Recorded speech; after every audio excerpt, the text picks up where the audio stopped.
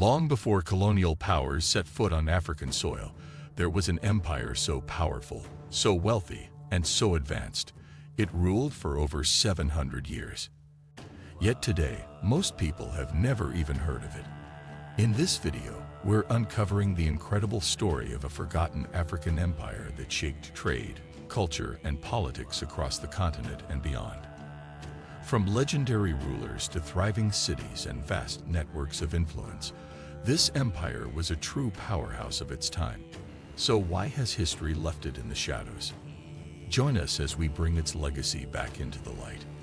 Today we will talk about the forgotten empire that ruled Africa for 700 years. So before we get started, make sure to hit that like button. Also subscribe to my channel. The rise of Kanem, power in the desert. The story begins around the 8th century in a region now known as Chad, Niger, and parts of Nigeria.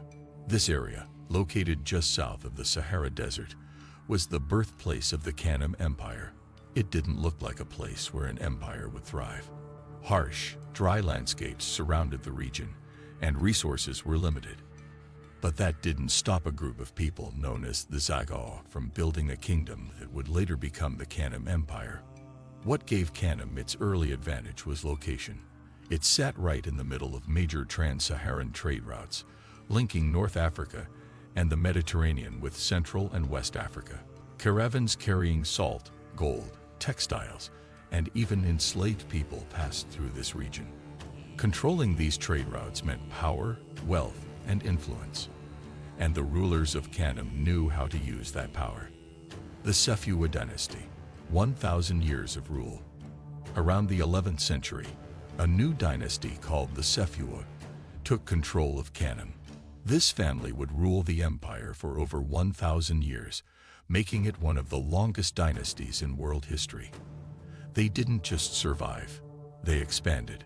The Sefewa kings were more than just warriors. They were politicians, diplomats, and traders. They made alliances with powerful Islamic states in North Africa, converted to Islam themselves, and brought Islamic scholars and culture into their kingdom. This gave them not just military backing, but also prestige across the Islamic world. One of the most famous rulers, Dunama Dabalemi, ruled in the 13th century. He expanded the empire to its largest size, stretching deep into what are now modern-day Libya, Niger, Nigeria, and Cameroon.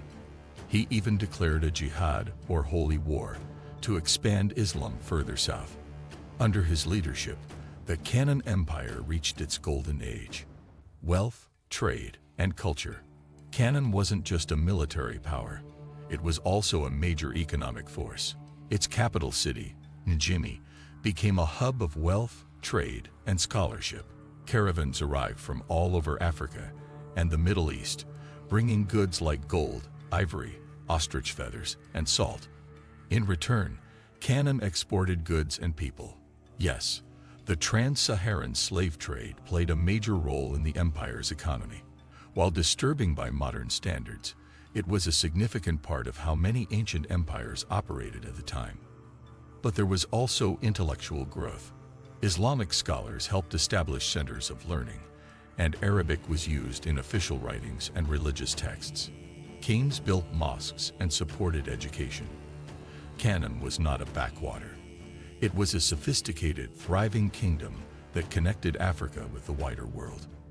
Conflict and collapse. However, even the most powerful empires face challenges. For Kanem, its decline began in the 14th century. Internal conflicts weakened the royal family. The constant competition for the throne led to civil wars. The royal court became unstable, and rival factions fought for control. Then came the invasion of the Bulala people from the east. They attacked Njimi, defeated the Kanem army, and forced the royal family to flee westward across Lake Chad. This could have been the end, but the Sefewa dynasty didn't disappear. Instead, they relocated and founded a new empire, Bornu. It was the same dynasty, the same royal bloodline, but now in a new location, with a new capital called Niazargamu. The Bornu Empire became the continuation of Kanem's legacy, and it would go on to last for several more centuries. The rebirth in Borneo. The Borneo Empire rose from the ashes of Kanem with renewed strength. It rebuilt trade networks, formed new alliances, and developed a stronger military. By the 16th century, Borneo was once again one of the most powerful kingdoms in Africa. Borneo's rulers were educated, multilingual, and deeply connected to both African and Islamic cultures.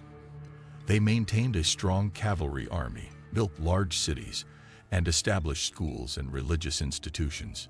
European explorers and traders who visited Borneo were amazed by its level of development and organization.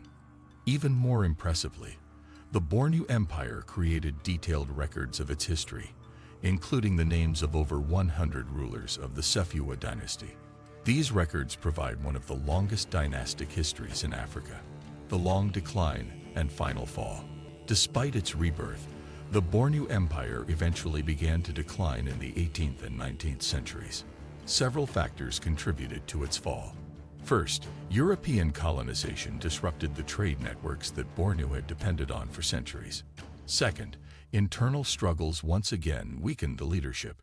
And third, a powerful warrior named Rabbi Az-Zubair invaded from the east and defeated the Borneo army in the late 1800s.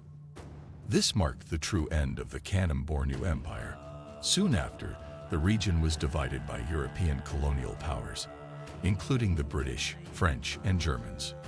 The legacy of the empire was buried under foreign rule and forgotten by the outside world. Why we don't learn about Kanem-Borneo? So why doesn't anyone talk about Kanem-Borneo today? One major reason is the way history is taught. Western education systems often focus on European and Middle Eastern empires while ignoring African ones.